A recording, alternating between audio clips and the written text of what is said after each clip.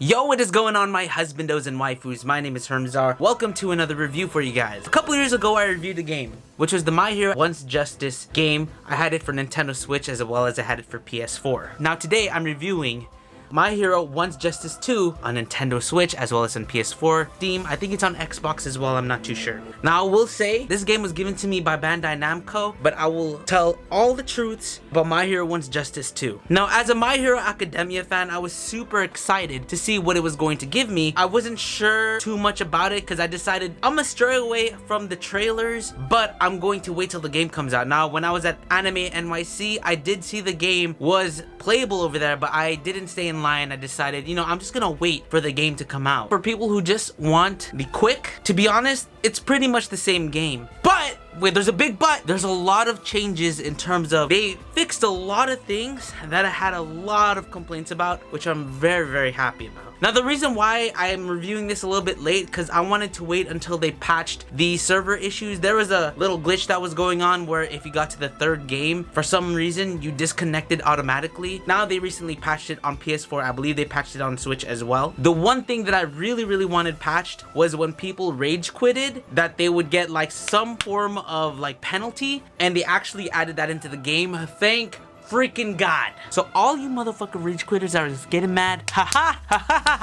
In the first My Hero Once Justice game, in the Japanese server as well as the American server, I was one of the top 20 Dekus at the time. Before recording this, I was the top 20 Deku. I was one of the top 20 Deku. I was like number 17. I'm trying to get top 10. I just stopped for a little bit. Regular Deku, because I like regular Deku more than shoot style as well as the 100% Deku. I just like regular Deku because he's kind of annoying. Sometimes the only way to win is to spam. But before we get into all of that, let's talk about certain modes and certain things that they have changed. So first of all, story mode. Now story mode is practically the same thing as the first Once Justice. It's pretty much bringing back of like what we saw in the season with a little bit of extras here and there and a little bit of changes. Like I don't remember Bakugo fighting All Might or Bakugo fighting Aizawa. I remember Bakugo getting mad but not fighting. But that was a little bit different. One thing that they did heavily improve on, there's two things. One, the very end boss fight for both the villain and the hero side. The hero side, it's 100% Deku and Eri versus Overhaul, and you're playing as Deku. And in the villain side, of course, you're playing Overhaul, and Overhaul's fucking huge. I honestly really enjoyed that part. It was a very fun boss fight, though it was extremely repetitive. I had a lot of fun doing it, and I had no complaints about it. And the end cutscene was way better than it was with the All Might versus One for All fight in the first My Hero Once Justice. An extreme improvement because it's not just a plain looking cutscene. It was actually done really well with the Overhaul versus Deku fight, so I gave a major props for that. The mission mode here is way cooler than it was in the first one. It's pretty much like you build your own agency type of thing. It was cool, but I feel like it could have been done better. I should say it could have been executed a little bit better, but it was still like a little fun experience. It's not something that I seem to draw myself into, just like story mode. Those two modes, I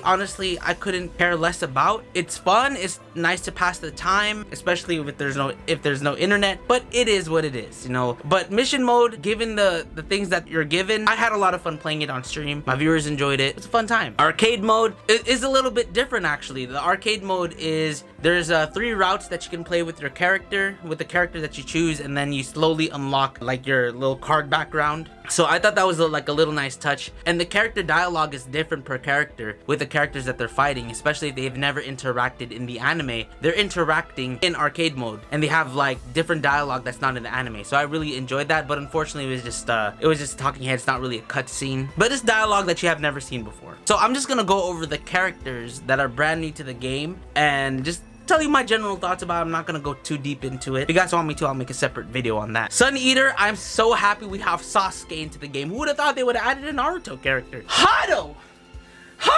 Mario is so annoying to fight because all you do is spam permeation. One thing that they added with shoot style Deku is now he has like a projectile. He didn't have that in the first game, so having a projectile with him, I feel like if I practice it enough, it'll help me out a ton more and I could probably play him a lot better than regular Deku. Now Chisaki has 2 forms, or Overhaul. He has 2 forms. The regular form, which is okay, but his Overhaul version 2, annoying as fuck. All you gotta do is spam and you win. It's really hard to like get to him unless you know, Mirio with permeation, or you have someone with a projectile. So he's really annoying to fight. Kendo Rappa kind of reminds me of a slower Muscular. Well, Muscular's still in this game, but all the characters from the last game are still in here. But Rappa is kind of like, for me, it's kind of like a stronger Muscular, but his drawback is that he's really, really slow. So all you have to do is like a guard break and then you're good to go. The new Shigaraki, the version 2, there's the Shigaraki with the hand and there's the Shigaraki without the hand. There's a Shigaraki without the hand. Annoying, because just like Overhaul, all you have to do is spam and spam and spam. And the thing is, Quirk just follows you around and you just freaking get hit. It's really, really hard to block and Shigaraki, but Shigaraki's still annoying. They added Twice, which is really cool. I still have yet to understand how to play him. I just want to say, I know Toga was in the previous game, but Toga is the best girl. Sorry, Toga, she's in the game. Nerfed though. Mr. Compress, just like how I feel about him in the anime, I think he sucks. One character that I'm very happy about was Mina, because Mina's, all of her moves are breakdancing moves. As you guys know, I used to be a breakdancer, I used to be a b-boy. I still am, I just don't compete anymore. Her style is so sick, how she fights, she does like windmills. I was screaming. As much as Mineta gets hate, and as much as I like Mineta because he's kind of funny, I haven't played Mineta yet. Not a lot of people have been playing Mineta, so maybe I'll just give him a shot and just try to play him. There's the 100% Deku, which is kind of like a mixture of regular Deku and shoot style Deku on crack. Super annoying to play against, especially his guard break, because it literally travels. Kami was a nice addition for reasons. Seiji, I didn't really play too much of. He's a cool character, the Meat Wad Boy, but I haven't had enough playtime with him for me to give you like my honest opinion about it. I played a lot against him, but one of those characters that a lot of people don't really play too much online. We have Night Eye. I think his quirk is really, really cool as long as you know how to use it. When I was doing him in story mode, he was really, really fun to play. But at the same time, me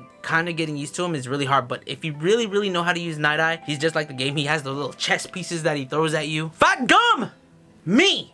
I'm in the game. He's like, once again, a heavyset character, kind of like Rappa, but he's a little bit more on the bulkier side, of course, and I didn't play too much of him. I should, because he's me. And they have Shamu himself, Gang Orca. Really cool character, Shamu.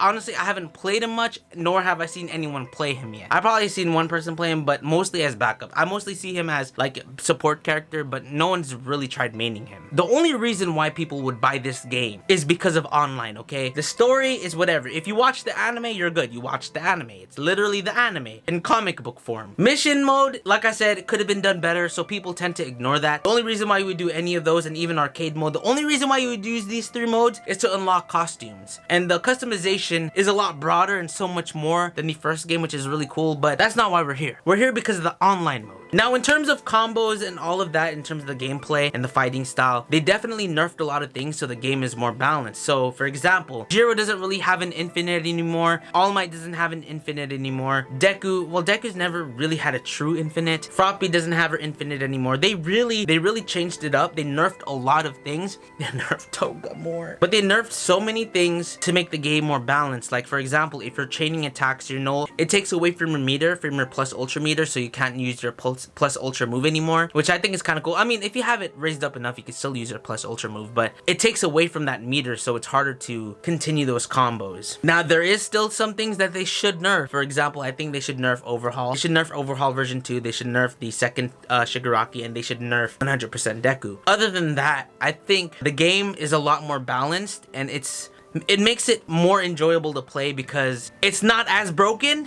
but there is still some things where I'm just like, annoying. Some characters still have their specialties, like for example, Jiro paralyzes the fuck out of you. Same thing with Kaminari with his electrical shots. Of course, there are always ways for each character to counter them. It's just a matter of adjusting to this game. Now, if you're trying to get this game and you want to get good at it, you 100% can, but that's what the training mode is for, so you can practice combos. But note, doing combos and canceling attacks so you can continue on to the combo takes away from the plus ultra meter, which is phenomenal. Would I say this game is a major improvement from the first one?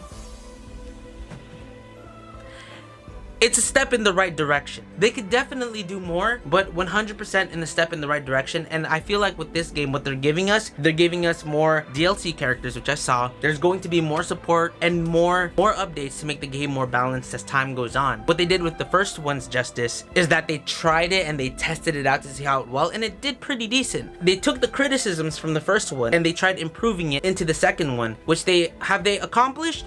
For the most part, yes. I forgot what rating I gave the first one. I think I gave it like an 8 out of 10. This one I would give close to it. I don't know if I'd give it a 7 or an 8, but for sure, like the only reason why I play this game is for the online feature. I literally dashed through the story mode because I felt like, you know, we watched the anime, so it doesn't really matter. For me, the main emphasis was playing online. And the online experience is so much better when there's no lag. There's still some lag issues that they have to work with. Also, there's like, I know the falling buildings and the things around it crumbling is very aesthetically pleasing, but man, does it cause frame drops, bro. So much frame drops because of the freaking aesthetic. So sometimes they could have just got rid of that, at least in online mode. Remove the falling, crumbling buildings and stuff, because that shit lags the game, makes it harder to play, and it makes it more annoying. And I hate it. But other than that, if you have like a basic stage, it's so much more fun. But 100% this game is a fix. They fixed a lot of the things in the first game that really annoyed me. Going out of the arena is kind of nice too, because people would just find cheap ways to do it. The infinites are now gone, and now there's 100% more support into this game that Bandai is giving, and I hope they continue to give support to the game. That makes the game have more longevity, and that way we would play it more. And they add more things, more story, that would make it even better. There's a lot of things that they can improve, like the story mode, the mission mode, they can improve that. But in terms of online gameplay, they've done a way better job than they did before. But yeah, guys, that is my review for My Hero One's Justice 2. Let me know what you guys think about the game. If you guys bought it, if you're playing it, if you're planning on buying it, let me know. Has this review convinced you to try it out? Has it not? Definitely worth the buy if you guys haven't already. But anyways, guys, that is my review. If you guys enjoyed, make sure you guys go and drop a like for me because that would help me a lot. Subscribe. Don't forget to click that notification bell, my boys, and I will catch you guys in the next one.